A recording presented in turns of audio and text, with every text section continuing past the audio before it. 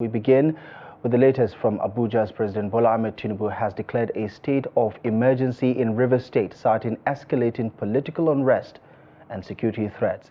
In a nationwide broadcast on Tuesday night, the president attributed the decision to growing instability in Rivers State, including attacks on oil pipelines allegedly carried out by militants.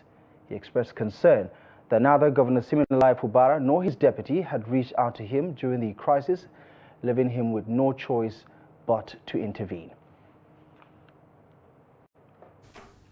Fellow Nigerians, I feel greatly disturbed at the tone we have come to regarding the political crisis in Rivers State.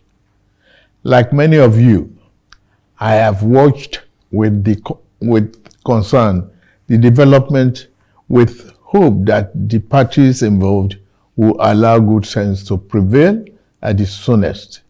But all that hope borne out without any solution to the crisis.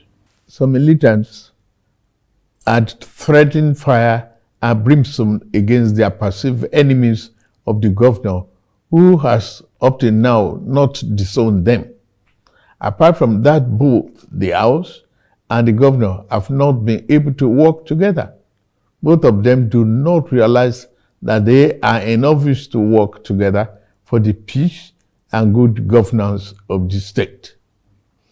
The latest security report made available to me show that between yesterday and today, there have been disturbing incidents of vandalization of pipelines by some militants without governor taking any action to curtail them. I have, of course, given stand order to the security agencies to ensure safety of lives of good people of Rivers State and the oil pipelines. With all this and many more, no good and responsible president will stand by and allow the grave situation to continue without taking remedial steps prescribed by the Constitution to address the situation in the state. In these circumstances, having soberly reflected on and evaluated the political situation in Rivers State, and the governor and deputy governor of Rivers State, having failed to make a request to me as president to issue this proclamation as required by Section 305, Paragraph 5 of the 1999 Constitution as amended, it has become inevitably compelling for me to invoke the provision of the Section 305 of the Constitution of the Federal Republic of Nigeria, 1999, as amended, to declare a state of emergency in Rivers State with effect from today, 18th March, year 2025, and I so do. By this declaration, the governor of Rivers State, Mr. Siminalayi Fubara, his deputy, Mrs. Ngozi Odu, and all elected members of the House of Assembly State are hereby suspended for an initial period of 6 months. In the meantime, I hereby nominate Vice Admiral Eboket Ibas, retired, as administrator to take charge of the affairs of the state in the interest of the good people of Rivers State. Now, the declaration of a state of emergency in Rivers State by President Bola Ahmed Tinubu adds another chapter to Nigeria's history of emergency governance under civilian administrations. While often framed as a necessary measure to restore order, past instances reveal a pattern of political crisis, ethnic conflicts, and security breakdowns prompting such declarations. In 1962, Prime Minister Tafawa Balewa declared a state of emergency in the western region following a bitter power struggle with the Action Group. The internal conflict between party leader Chief Obafemi Awolowo and his deputy Samuel Akintola led to a violent clash and a legislative deadlock, forcing the federal government to dissolve the regional government and impose emergency rule. Fast forward to 2004, President Olusegun Obasanjo declared state of emergency in Plateau State due to escalating ethno-religious violence, particularly in Yelwa, where Christians and Muslim communities clashed in a brutal cycle of killings and reprisals. The violence, fueled by long-standing grievances over land ownership and political representation, led to thousands of deaths. In response, President Obasanjo at the time suspended Governor Joshua Darie and installed a military administrator for 6 months. 2 years later, in 2006, Ekiti State became the focus of another state of emergency when Obasanjo sacked Governor Ayodele Fayose over allegations of corruption and abuse of office. The impeachment process against Fayose was fraught with legal controversies, and Obasanjo's intervention saw the removal of both the governor and the state legislature, with a retired military officer appointed as administrator. Then in 2013, President Goodluck Jonathan declared emergency rule in Borno, Yobe, and Adamawa states as Boko Haram insurgents intensified their campaign of terror. The insurgency had spiraled out of control with widespread bombings, mass killings, and abductions of overwhelming local security forces. The emergency declaration granted the Nigerian military sweeping powers, including curfews, movement restrictions, and shutdown of the telecommunications in affected areas in an attempt to cripple the terrorist operations. Now, staying with this development, as an opposition leader, Bola Ahmed Tinubu was a strong critic of state of emergency declarations, often arguing that they were politically motivated and ineffective in addressing security challenges. In 2013, when former President Goodluck Jonathan declared a state of emergency in Borno, Yobe, and Adamawa states due to the Boko Haram insurgency, Tinubu, as the national leader of the All Progressive Congress, criticized the move. He described it as a failure of leadership, arguing that Jonathan's government had ignored early warnings and allowed the insurgency to escalate. He warned that emergency rule should not be used as a tool for political suppression, especially in opposition-controlled states, and emphasized that a comprehensive security strategy rather than emergency declarations was needed to address the root causes of insecurity. Similarly, back in 2004, under President Olusegun Obasanjo, a state of emergency was declared in Plateau State, leading to the removal of Governor Joshua Darie from office due to violent ethnic clashes. Tinubu, who was then the governor of Lagos State, opposed the decision, arguing that it set a dangerous precedent for democracy. He maintained that elected officials should be held accountable through legal means, not by suspending democratic structures. Now, as president, Tinubu's decision to declare a state of emergency in Rivers State marks a shift from his past positions.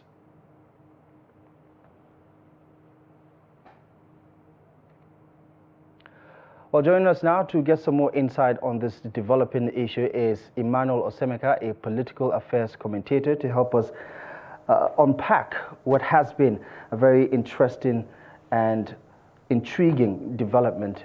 Mr. Osemeka, as always, a pleasure. Thank you so much for joining us on the News Hour. I'd like to just get your initial reaction to this development. What do you make of it? Good evening, my dear brother Ibrahim. It's my pleasure to join you tonight. Okay, first off, quite disappointing that the president chose to travel this route. It's quite unfortunate, honestly, because the president cannot divorce himself from the happenings, the political commotion, chaos going on in Rivers State between the governor Similai Fubara and the 27 lawmakers of Rivers State supported or loyal to the FCT minister Nyesom Mwike. So the president can be described as a dramatic persona, in this impasse. Unfortunately, history is repeating itself, but in a different way. The Nigerian president, can you hear me, sir? Yes, I can hear you. Please go ahead. The Nigerian president does not have the constitutional powers to suspend any governor or deputy governor of a state or even the state parliament. I'm not a lawyer, but according to the Nigerian constitution, the governor and the deputy governor can only be removed from office through specific procedures outlined in the Constitution of the Federal Republic of Nigeria, such as impeachment by the State Assembly or permanent incapacitation. Yeah, just for the records, Mr. Osemeka, if you can hear me, right? We're talking about constitutional provisions, and what we have on the screen is what's contained in the 1999 Constitution as amended, something that the president referenced in his nationwide broadcast, section 305, which provides that the president has the power. He may declare a state of emergency through an official proclamation, which is what the president did.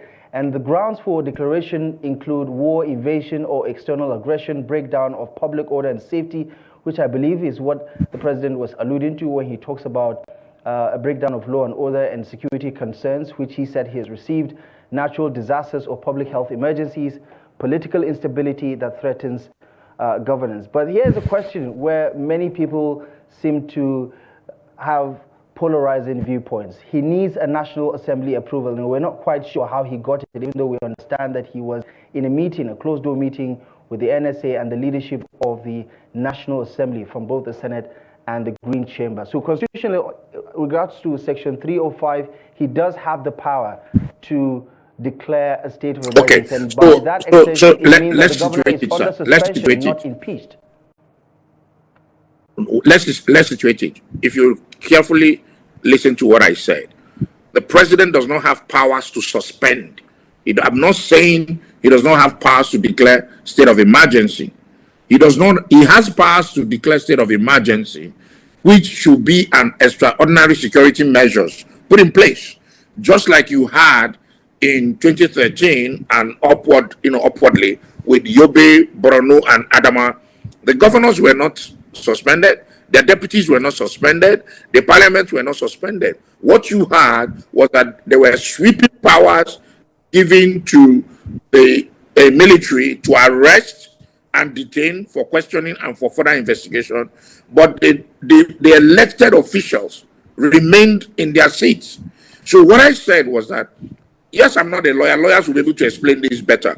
But constitutionally, the president cannot remove a state governor. Why? His powers are vested in him for federal-related issues. And he does not have powers over the governor, because the governors were elected just like him, just the way the Constitution, provides for him. The Constitution also provides for the governor. The president is not bigger than the governors. The governors are in their states, like the Constitution calls them subnationals. So the president is not their boss per se, and he does not have the constitutional power to remove an elected president, an elected governor, or an elected parliament. No, he doesn't. He can declare a state of emergency, based on the Section 305 of the Constitution. But now let me take you back to January 15 in year 2000. When there was a political clash, when there were violent clash between Odua People's Congress and the Nigerian police in Lagos State. Remember, President Olusegun Obasanjo at the time, on January 15, wrote the then governor of Lagos State, Bola Ahmed Tinubu, who is our president today, and told him to take care of that security situation, or the president Obasanjo then warned him that he would declare a state of emergency. What was Senator Bola Ahmed Tinubu's response as governor of Lagos State to Obasanjo? Governor Bola Ahmed Tinubu wrote President Obasanjo in 2000 and said to Obasanjo that he should not blame the governor for the crisis in Lagos between the police and the Odua People's Congress, because no governor has powers over the police. The governors cannot control the police, except the president can allow for an amendment for the governors to have police that they control, so they can control the security challenges in their various states. The letter is out there. You can look for it. This was Senator Bola Ahmed Tinubu's response as governor of Lagos State. So the reality is that why didn't President Tinubu write Fubara to say take care of this XYZ, asking the security agencies in Rivers State to work with Fubara to ensure that they curtail the incessant attacks to the Nigeria's economic pipes and all that. But unfortunately, because he's a dramatic person, unfortunately, you've seen how it went. Yeah. Explain what you mean by that. Are you saying that the president is politically motivated to go down this route? Because he clearly seems to hold the governor of Rivers State, who has been suspended now, Siminalayi Fubara, responsible for the instability that the state has been experiencing over the past 10 or so months since the rift began between him and his predecessor, who serves in the Tinubu administration as Minister of the Federal Capital Territory. Do you think the president is as neutral as he's supposed to be in trying to adjudicate or perhaps take control of the situation? In my personal view, based off of what has come out of this whole impasse, the statement that have come out from the president, starting from when that political agreement was made, that political agreement was tilted to one side and more or less forced the hand of Governor Sim Fubara. And of course, you recall that Sim Fubara respected that political solution by withdrawing the court cases. Unfortunately for Sim, the other side refused to withdraw their cases, and it is the same case that went all the way to Supreme Court and we got this judgment. This judgment came because the court considered Governor Sim's withdrawal of his case as abandoning the case. Therefore, the judgment went against him. That's one side. If you look at when the Pandef visited the president had had no word for the 27 lawmakers, nor even Nyesom Wike, who is an employee of the president. But everything the president had to say was against Sim Fubara. Then today, when he declared the state of emergency, the president had no single word for these 27 lawmakers who have refused overtures from Governor Sim, and no word for Minister Wike, who had a lot to say about certain ethnic nationalities, individuals, leaders of thoughts. The president had nothing to say. Recall, sir, when the immediate past local government election in Rivers State, which was cancelled by the Supreme Court judgment, took place. Recall that men who were loyal to Nyesom Wike burnt local government secretariat. Why didn't the president declare state of emergency at the time? Why is it now? It is very unfortunate. The handwriting is on the wall. Everybody can see it clearly. And I see no reason why the president cannot pick up his phone and call the governor and say, Mr. Governor, what is going on in your state? Why can't you take care of what is going on in your state? Right. What are the challenges you're having? How do I help you? But no, the only solution is to declare state of emergency. However, it is within the right of the president to declare state of emergency.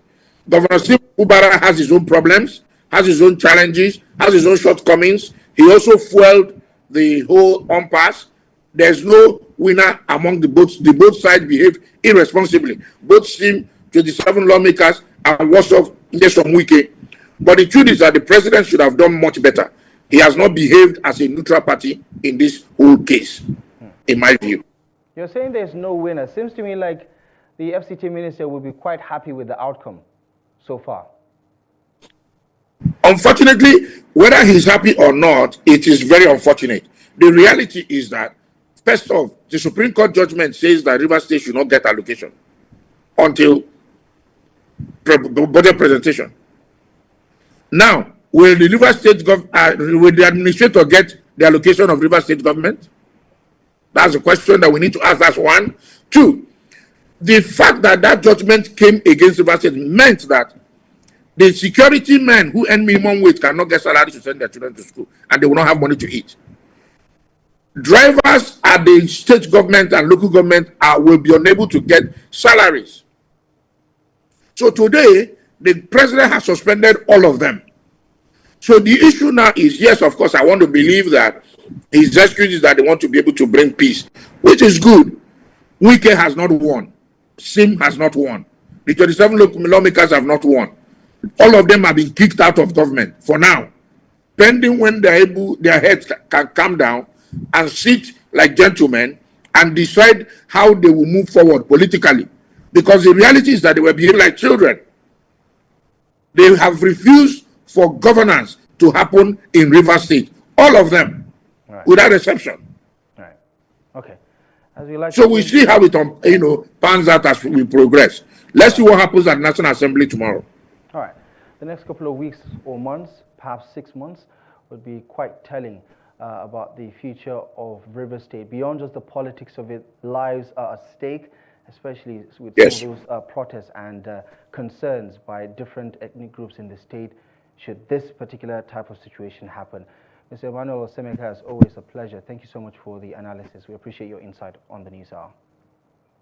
Thank you, my brother. God bless you.